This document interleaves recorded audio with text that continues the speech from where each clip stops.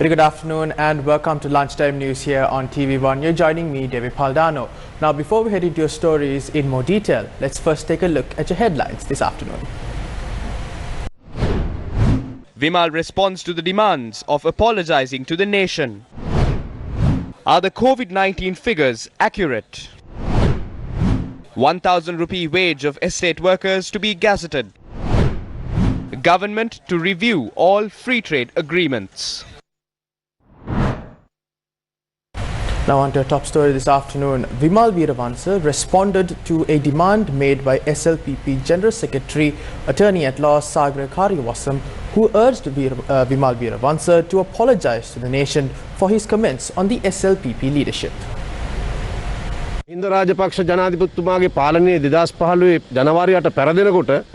If it was wrongful to be part of the movement to ensure the win of Mahinda Rajapaksa following the 2015 presidential election defeat, then I would apologize to the nation. If it was wrong to work towards the victory of Gotabaya Rajapaksa at the presidential election, then it should be a matter to apologize. I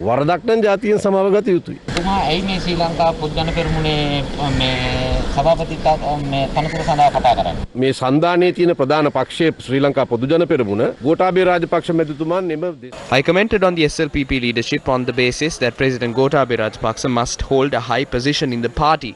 It does not mean Mahinda Rajapaksa must be removed from a leadership position. There would be cooperation among political forces if Gotabaya Rajapaksa, the president, also held a high position in the SLPP while Mahinda Rajapaksa holds the leadership. There is a restriction imposed on the freedom of speech to claim a person from one party cannot comment on another.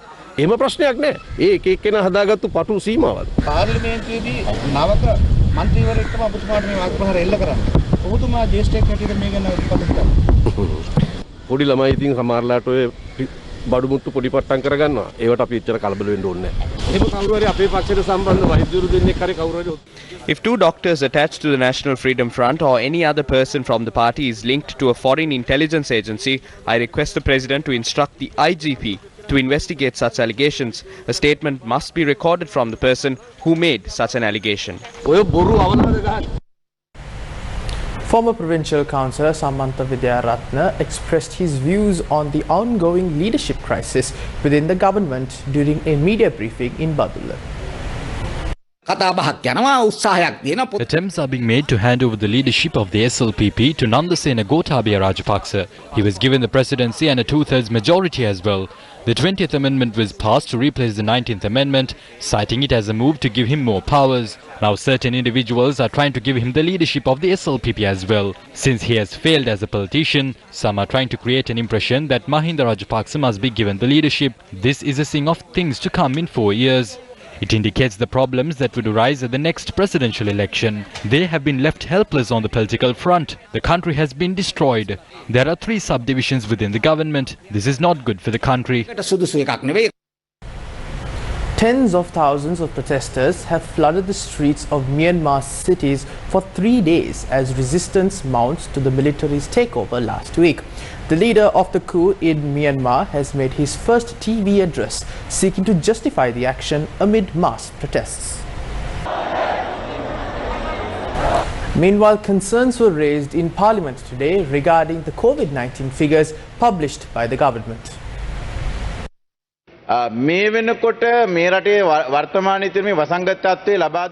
The figures published relating to COVID-19 are totally false. Nearly 800 people test positive for the virus daily.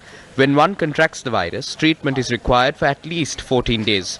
If 800 people are diagnosed for 14 days, that makes up 11,200. Therefore, there needs to be more than 11,000 patients in the country at any given time. In contrast, we only hear there are around 5,000 plus patients under medical care. Has the government cooked up a program to discharge COVID-19 patients within a few days, or are they manipulating the figures?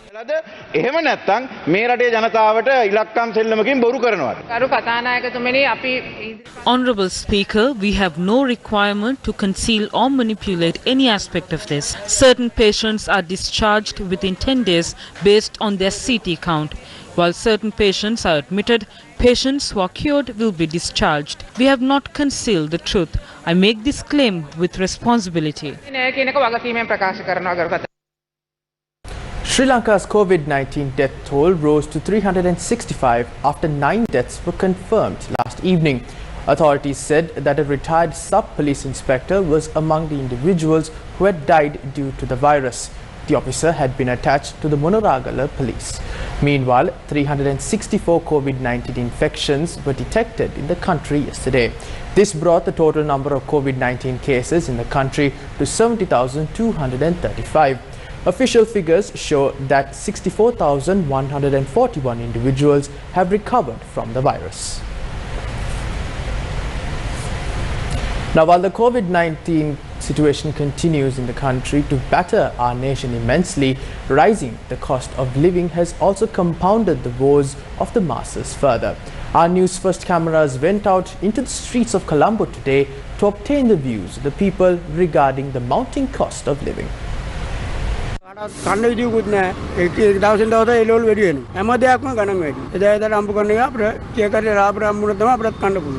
හැබැයි දැන් ආණ්ඩුව සහන මිලට අත්‍යවශ්‍ය ද්‍රව්‍ය 27ක් ලබා දුන්නා. කිව්වට ඒවා එහෙන් දුන කඩොල් වලින් දෙන්නේ නෑනේ.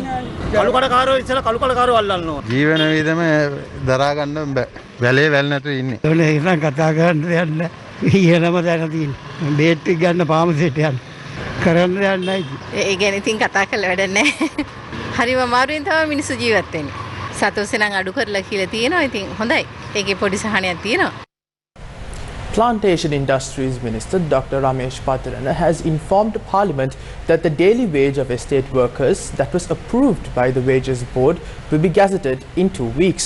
He made these remarks in response to a question raised by an opposition parliamentarian.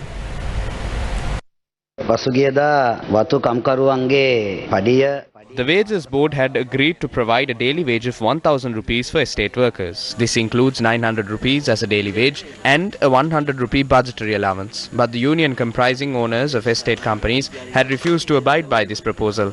They had cautioned that estate workers would be allowed to work only for 13 days if the revised wage is to be provided. What is the stance of your ministry?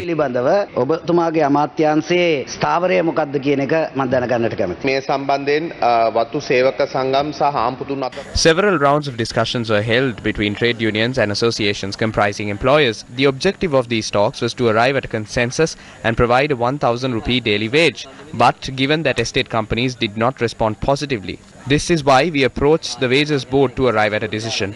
We will publish the revised wage in a gazette after 2 weeks, after allowing objections to be filed. Once it is published, all companies will have to pay this wage.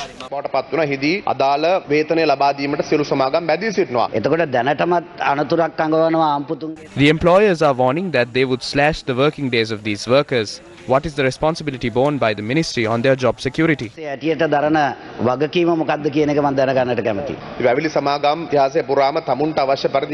have observed that plantation companies have been controlling this situation for a very long time. That was controlled to a certain extent through an agreement. If they act in a manner that inconveniences the workers, we will prepare the necessary framework to regulate such a situation. The government has made a policy decision on obtaining the maximum use out of underutilized lands. The Satyagraha launched by the Student Movement for Free Education opposite the temple trees in Colombo is currently underway. The Satyagraha was staged demanding justice for those who faced the 2019 advanced level examination by increasing the intake of students to universities. We are joined by Newsfirst to give us an update on the situation.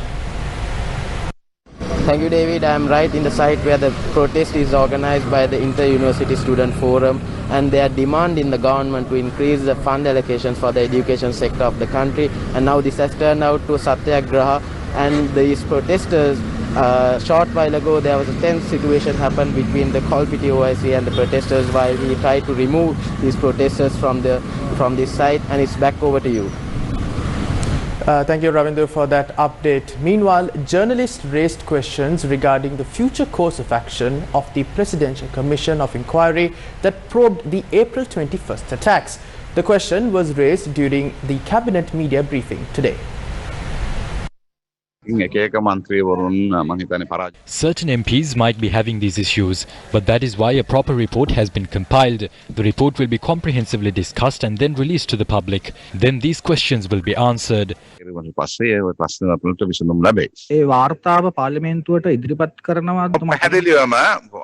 Certainly, the report will be produced in Parliament, but the Cabinet has not held a discussion about this yet.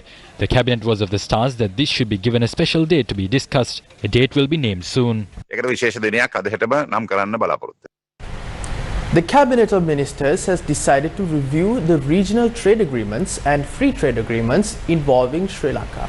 The decision had been made after observing that the agreements had not produced the desired results. Accordingly, agreements that are still under discussion would be reviewed in keeping with the government's policy.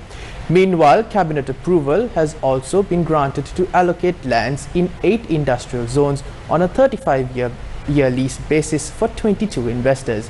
The Cabinet has said that these projects are expected to create 3,326 direct employment opportunities. Meanwhile, views were expressed in Parliament on the relocation of the only surviving tree in Sri Lanka that is facing a threat of becoming extinct. Media reports have reported about a Forest Department officer identified as Devani who is carrying out a lone struggle to save a Sri Lankan tree. This tree has been identified as a protected species under Section 42 subsection 8 of the Fauna and Flora Protection Ordinance. Therefore, there is no need for a Forest Department officer to carry out a lone struggle to protect this tree. We must pay attention to this. Therefore, I wish to question the Minister as to why the Ministry has not intervened to protect the plant. The officer is trying to portray that she is engaged in a lone struggle. The Director General of the Wildlife Conservation Department and 2 Ministry Secretaries have visited the location. We will take the relevant decision based on modern technology. Otherwise, we will offer an alternative solution. Certain individuals are acting with the ulterior motive of promoting themselves. But we are ready to pay attention to this problem. The search operation for Dinura Vijayasundara, a graphic artist attached to Sirasa TV, who went missing at the Mini Worlds Inn in Madolsima, entered its 3rd day today. But no information has been uncovered as of yet on the whereabouts of the missing individual. Dinura Vijayasundara was part of a 12-member team including 6 doctors that visited the Mini Worlds End in Madolsima last Saturday. The police and the army are conducting search operations to locate Vijayasundara under the assumption that he might have slipped over a precipice in the mountain range. Our correspondent reported that search operations are being carried out by the army below the precipice in Madolsima.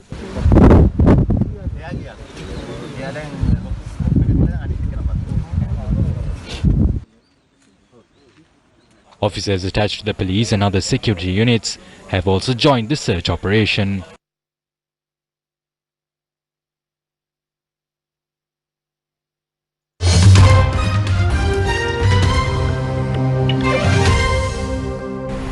US President Joe Biden's administration will re-engage with the United Nations Human Rights Council 3 years after former President Donald Trump withdrew over what his administration called bias against Israel and a lack of reform.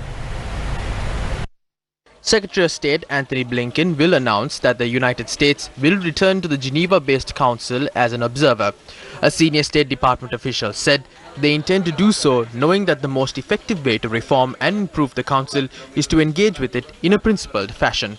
He added, quote, "We know that the council has the potential to be an important forum for those fighting tyranny and injustice around the world.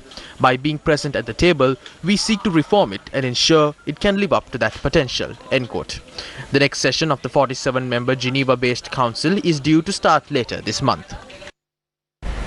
The United Nations report says that North Korea maintained and developed its nuclear and ballistic missile programs throughout 2020 in violation of international sanctions, helping fund its activities with some $300 million in stolen goods through cyber hacks. In the first match of the Australia Open. My background as a sports physiotherapist in Australia for more than 20 odd years. She contacted me about 2 months ago. Since she's come out of quarantine in Melbourne, we've been able to work together now. Unfortunately, she lost to Serena today. And with that, we wrap up lunchtime news here on TV1. For more news, log on to our award-winning website, that is www